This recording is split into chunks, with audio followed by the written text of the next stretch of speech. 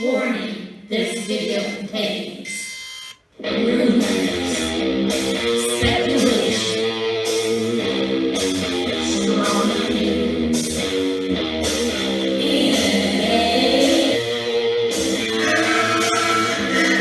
Hey, what's up, guys? Talking a little low here. Got some complaints about my madness and how it's ear-piercing. So I'm going to try to control myself. As much as you might think, this is naturally how I do a video, so I have to control myself. Talk normal. Okay, I thought, you know what?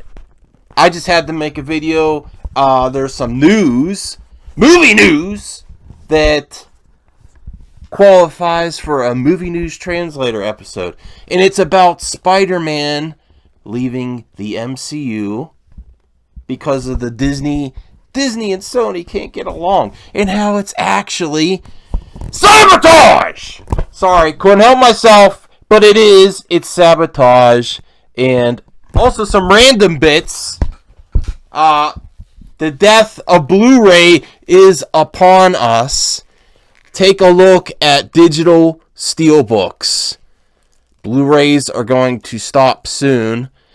Fortunately, they're dipping their toes in the water, and Best Buy is doing pre-orders with both the digital steelbook and the Blu-ray steelbook. But that's just to get you started, and then soon they'll remove the Blu-ray, and you're only going to be able to get this. So Blu-rays are on the way out. As long as I get both, I'm okay. But if they take away the Blu-ray in the physical version, I'll get mad! Is there more ear piercing there? Keeping it low, and then I'll punch! Okay. I'm trying here. I'm trying. Alright, so let's talk about Spider-Man and how this was planned. And it's basically to take the character of Peter Parker and Spider-Man and walk them up to Galaxy's Edge, and then push him off with a deal that's as unfair as Vader in Empire Strikes Back. Disney basically gave them a deal they couldn't get any worse, and 10 times the asking rate as the current deal. Not only that, the storyline of Far From Home, they basically make Spider-Man one of the most important characters coming up in the MCU, and then say, you know what, you don't take this deal, figure it out yourself without all the other characters. How is Sony going to deal? Sony was not prepared for Disney's crazy deal, and they knew the whole time what they were doing, because there's only down from here.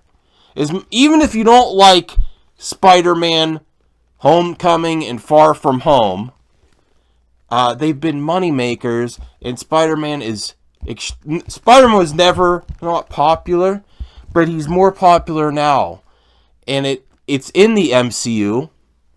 They're setting him up for failure. There's only a way to go down. Spider-Man's been done so many times. What's Sony going to do now? Try to wrap up this storyline without the MCU? It spells disaster. Basically, Disney's pissed that Venom actually made money. At the surprise to everyone, including myself. Now, I enjoyed it. I didn't think it. I honestly didn't think that Venom should have made as much money as it did. I didn't think it was horrible, but it was not a home run for me. The best news I've heard is that Andy Serkis is making the sequel. I think he has room to improve, but I think he's talented enough to improve to do it. I think he has a bright future. Look at his past and his abilities.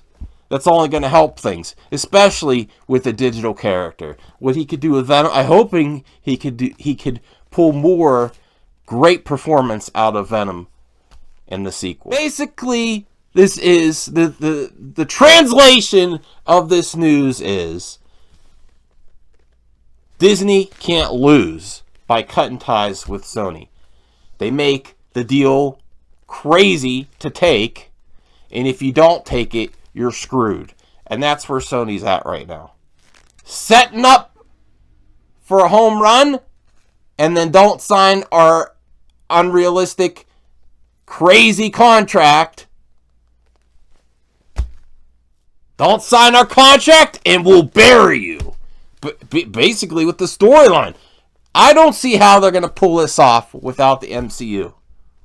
And I think Disney knows that.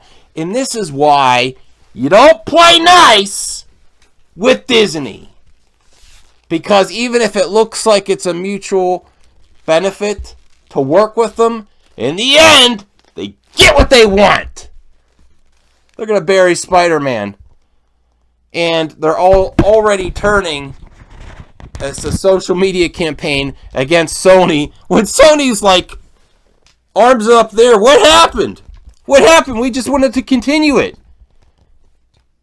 There were stories before that Access Media had about Amy. Now, I'm not a fan of Amy Pascal at all. I think she's one of the reasons we got the last Ghostbusters. But they made it look like she was unreasonable. They were setting this up with the storyline of Far From Home and building up this image of Sony demanding too much. When in reality, they just wanted the same exact contract. So the way they're turning the media against Sony is to make it look like it's their fault, when it's a complete sabotage of the character and the storyline, setting up expectations that will never be fulfilled because he's out. Now, I don't foresee a last-minute agreement to bring him back either. It's just going to be a constant. Sony screwed up the deal, and Disney's not going to lower their requirements 10 times the take as they had previously. And pray they don't alter the deal any further. So that's my thoughts. Sorry, I'm all over the place. That's my thoughts on the Disney and Sony SpiderMan deal and Fallout, and how this is exactly where Disney wants the Spider-Man character to be. Without a clear plan, and the only way is down for the franchise after he made a guest appearance in the MCU. Some other plans! I gotta make more videos. Honestly, it's just I've been so busy. I love making videos. I love talking to you guys. And I also didn't start this channel to play softball. Softball for Disney or anyone else. And I think I have been playing softball with the Fandom Menace at some viewer requests too. Some viewers that are no longer here. Brenda, so let's have some fun and let's raise some hell. Now, what do I mean by that? The delusions of grandeur of the Fandom Menace, led by Pro Jeremy the Pool Boy and Con Artist Pro Secrets. Yes, I said con. Now, if you want to hear a whole Movie Madness episode about where and how what the Fandom Menace and Comicsgate #Dramagate is right now, before the rise of Skywalker, comment below and let me know. Because I have lots of opinions that I've held back, but no longer. And you know what? Con men are always charismatic. I'm not saying he's not talented, but I don't think he is going to finalize and ship Cyberfrog until the next con's available on Indiegogo.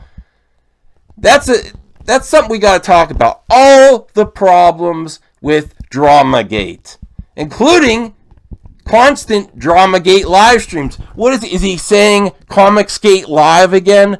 Yes, he is. Because Comicsgate is money, and that's what it's about. I do wish him success on Cyberfrog, but the fandom, the bank of fandom, is being exploited. And we didn't even talk about Pro Jeremy the Pool Boy's membership tiers for his channel. You know, a lot of promises, a lot of bark without any bite. Both of these movements are with so many opportunists, swarmed with opportunists. And opportunity, I'm not against capitalism, but when it comes ahead of fandom, there's a problem. And I think capitalizing and opportunists, squatters, have taken over both of these fandoms. And the fans, they're not giving it, they're withdrawing, and they're not giving anything back. And doing more harm than good. Comicsgate, great movement, little fulfillment. If it's about comics, deliver the comics. I'm already getting into the topic. I could go on and on about this, but I want to hear your thoughts, and I do want to bring super chats in, but honestly, I didn't even look at my channel. I just wanted to start filming, because that's how you jump back into this shit, is just get going. So I need to roll, Warriors, with some videos, and I got a lot to say. Just ask me. I'll talk to you. I'll talk to anybody. So comment below. Let me know. And get your super chats in. I might do super chats as whole videos. I gotta make another video. Because I have very little videos. And I got more Massive Madness. But I wanted to wear this one again. This is one of my favorites. I love this one. Tell me what your favorite Mask of Madness is, and do you have one? I want to know what kind of masks you guys wear. Are you Madman?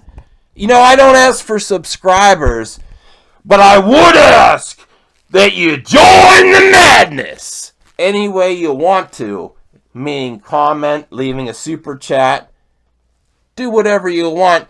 Just get mad, because, you know what? I'm done with being a fanboy. And this is from a previous fanboy. Being a fan now, in 2019, is not being a fan boy or fangirl. Don't fanboy or fangirl for anyone, including the fandom menace, e-beggar celebrities that squat on the streets of YouTube and don't give anything back, but just worry about membership, tiers, t-shirts, Indiegogos, websites, and all the other things that make them just have as much conflict of interest as this show. Oh, something happened. I was going too hard. I was ranting too hard. My camera stopped. So, if you're going to write a book about the Phantom Menace, and I'm not against it, go ahead. But include everything, including how they show up to all the movies, the cons, and they don't do shit except bark all day on the internet. I'll see you next time. I'm sure this one's gonna get hot. Talk to you later.